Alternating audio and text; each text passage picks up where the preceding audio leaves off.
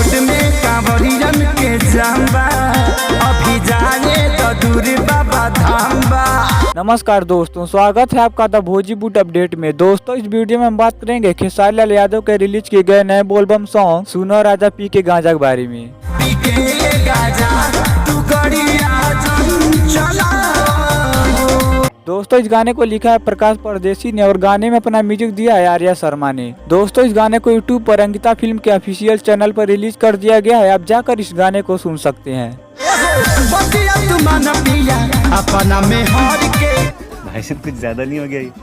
मतलब पूरा परिवार बाटे अपने ही घर के। दोस्तों गाने के बारे में बात करें तो गाना काफी शानदार सॉन्ग है और खेसारी लाल यादव के फैंस इसे काफी ज्यादा पसंद कर रहे हैं। दोस्तों अगर आपने अभी तक खेसारी लाल यादव के इस नए बोलबम सॉन्ग को नहीं सुना है तो आप प्लीज एक बार जाकर खेसारी लाल यादव के इस नए बोलबम सॉन्ग को जरूर सुनिए और मुझे उम्मीद है कि यह गाना आपको काफी ज्यादा पसंद आने वाला है।